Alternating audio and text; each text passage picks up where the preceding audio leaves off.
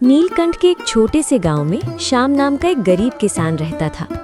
खेती ही उसका सहारा थी और उसी पर उसका सारा जीवन टिका था। उसका बेटा राजू खेत में उसके अरे हीरा मोती, थोड़ा और जोर लगा, जमीन सख्त है पर हम हार नहीं मानेंगे। रहने दे राजू, इन गायों को तकलीफ मत दे। जब आसमान ने ही मुंह मोड़ लिया तो यह जमीन क्या देगी। पिताजी आप छाब में जाकर बैठिए, मैं देख लूंगा। मिट्टी थोड़ी सूखी है, बस एक बार गहरा हल चल गया तो सब ठीक हो जाएगा। गहरा हल कैसे जाएगा, देख तो सही, मिट्टी में दरारें पड़ गई है। यह दरारें जमीन में नहीं मेरे दिल में पड़ रही है। आप बस भरोसा रखिए, मैं हूं न। माँ आप समझाइए न पिताजी को। बैठकर आराम क्यों नहीं करते। अरे क्या कर लेगा लता, जब जमीन ही मर रही हो तो बेटा क्या कर लेगा। राजू सुन, तुझे पता है ना, दया सागर रोज चक्कर काट रहा है। वो मोटरसाइकिल की आवाज रात को मुझे सोने नहीं देती। आने दीजिए पिताजी, उसे मैं बात कर लूंगा।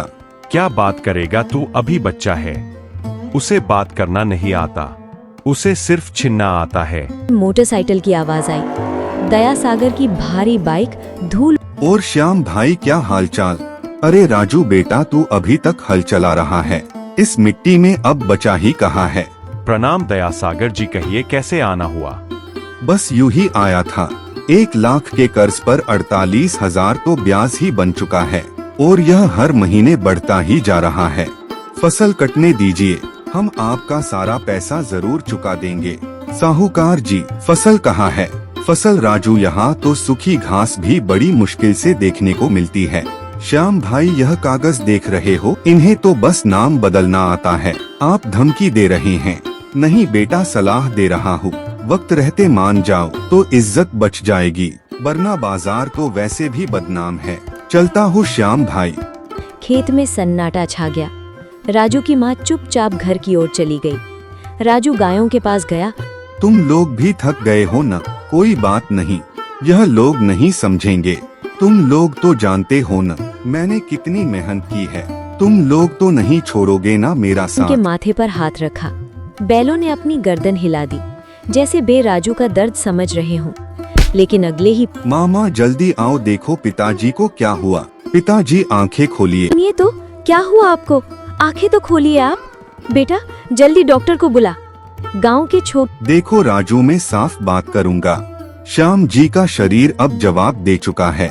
उम्र और ऊपर से ये मानसिक तनाव, अब ये कभी भी खेत में मेहनत नहीं कर पाएंगे। इन्हें पूरा आराम चाहिए।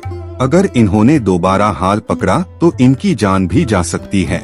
लेकिन डॉक्टर साहब, हमारी जमीन खेती के बिना हमारा घर कैसे चलेगा वो मुझे नहीं पता राजू, लेकिन एक बात पक्की है, अब इस घर की और खेत की सारी जिम्मेदारी सिर्फ और सिर्फ तुम्हारे कंधों पर है। संभाल सको तो संभाल लो। बाजार के बीचों बीच धूल उड़ रही थी।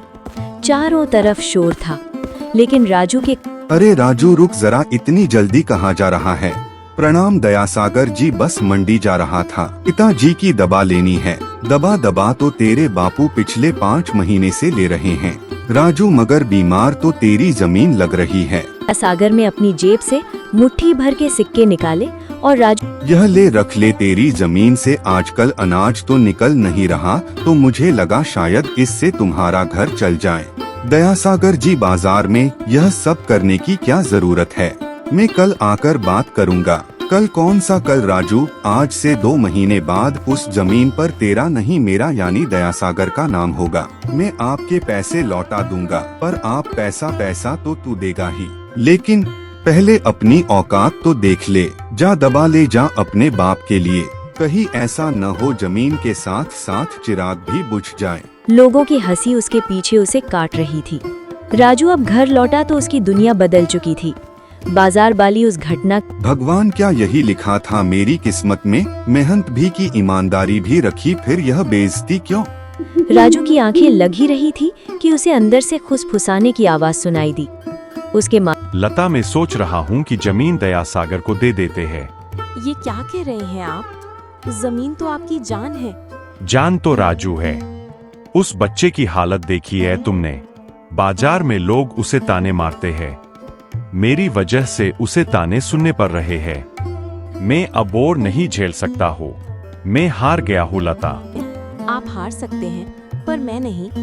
राजू अभी जवान है, वो कुछ ना कुछ कर लेगा। क्या कर लोग शहर जाएगा? वहाँ कौन है उसका? लता हकीकत को पहचानो। हम भूखे मर जाएंगे, उससे अच्छा है कि वह जमीन बेचकर जो थोड़ा बहुत मिले उससे राजू की कहीं नौकरी लगवा देंगे। राजू को ये सुनकर जो दर्द हुआ वो भूख से भी ज्यादा था। तभी राजू की माँ आई। राजू सुन तो बेटा। माँ, अब तक आप सोई नहीं। बेटा ये ले, यह क्या है माँ? ये मेरे आखिरी जेवर हैं जो तेरे नाना ने मुझे दिए थे। इसे बेचकर बाई नहीं माँ, यह मैं कभी नहीं करूँगा। यह आपकी आखिरी निशानी है। ही जाएंगे। निशानी इंसान की होती है बेटा, सोने की नहीं। ये रख, मैं तुझे कोई सलाह नहीं दूंगी, ना ही कोई उम्मीद का भाषण दूंगी। बस इतना कहूंगी। माँ ने वादा करता हूँ मैं यह जमीन दयासागर के हाथ में कभी नहीं जाने दूंगा। दिन राजू ने शहर की बस पकड़ ली। उसे लगा था कि शहर उसे बाहें फैलाकर अपनाएगा, लेकिन शहर को किसी के आंसुओं की परवाह नहीं। साहब, मुझे काम चाहिए, जो भी हो, मजदूरी हो या सफाई का, मैं सब कर दूंगा। हाथ दिखा अपने, कोमल है, गांव का लड़का लगता है। देख यहाँ पसीना नहीं खून जलाना पड़ता है। काम मिलेगा पर पैसे कम मिलेंगे। मंजूर है साहब। राजू दिन में मकान बनाने की मजदूरी करता और रात में डिलीवरी का काम करता। कई रातें उसने बंद दुकानों के बाहर फुटपाथ पर गुजारी। पेट भर खाना भी नसीब नहीं होता था ताकि वो गांव पैसे भेज सके। 2 महीने की कड़ी मेहनत के बाद उसके पास सिर्फ 31,000 जमा हो पाए। 30,000 यह काफी नहीं है, लेकिन दयासागर का मुंह बंद करने की शुरुआत तो कर ही सकते हैं। कल घर जाऊंगा, माँ कितनी खुश होगी।